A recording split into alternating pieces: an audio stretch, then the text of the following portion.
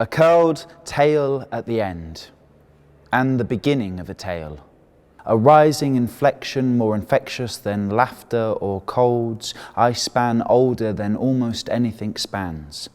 If you want to know how the world began, how the pyramids were built, how rivers or orangutans or buildings came to be, then I'm the key.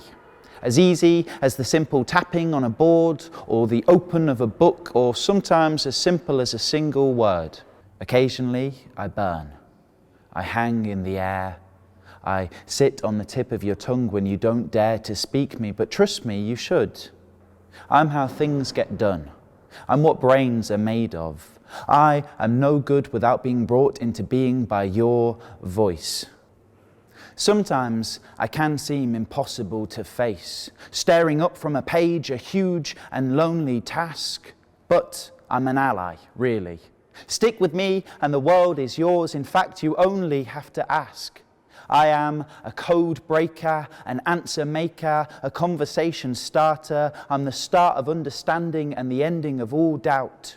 Use me as often as you like. I'm like a vending machine that won't ever run out. And if you're wondering, by the way, what am I? Then you already know me quite well.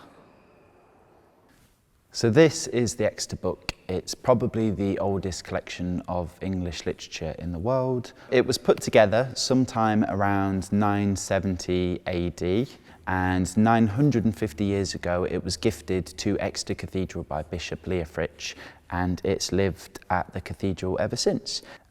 It's a collection of Anglo-Saxon poetry. Some of the poems are quite long in form and others are really short in the form of riddles. There are 96 riddles in total in the book, and the answers to those riddles range from birds to books to onions, and this is one of my favourite riddles actually that I'm going to read. It's Riddle 8. Riddle 8. I've one mouth but many voices. I dissemble and often change my tune.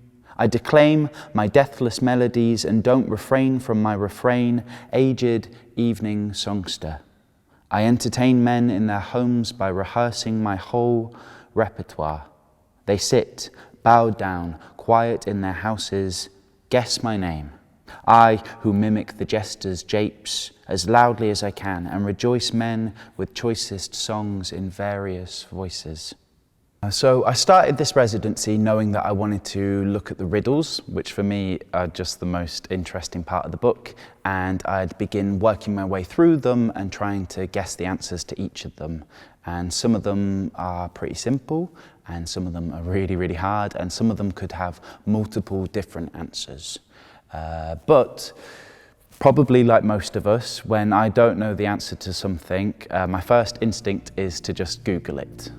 And I'd get stuck on a particular riddle, my fingers would get itchy, I'd find myself reaching time and time again for my phone to Google what is the answer to riddle 6 or 46. But actually I don't think the monk or whoever wrote all these riddles out meant for them to just get Googled. Yeah, I didn't really feel like I was playing the game right, so I experimented. I would read a riddle and then try really, really hard to resist the urge to Google.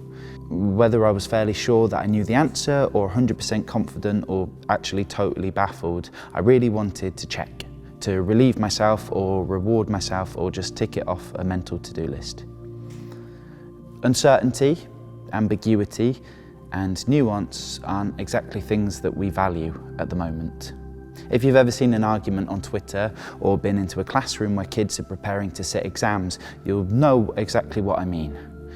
We want answers, regardless of how we get them or what we do with them, but what we lose out on the way is the beauty of the question, the challenge of the puzzle, our memory, our imagination, and our sense of wonder.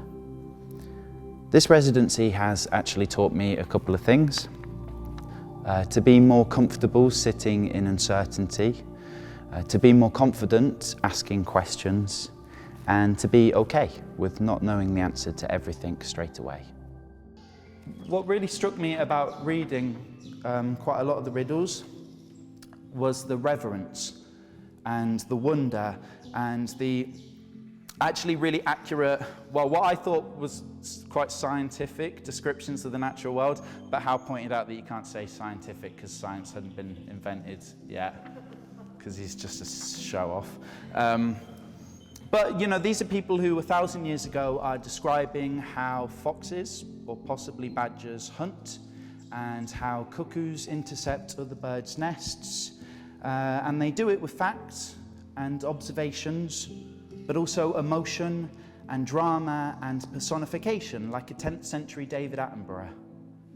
The writer Jack Hartnell says, "To appear enlightened, we need a dark and ignorant past to set ourselves starkly against." And that's exactly what we do when we often talk about the Middle Ages. But through the riddles, you do begin to realize that these weren't ignorant people. They were crafty and creative and scientific and emotionally intelligent and complex human beings.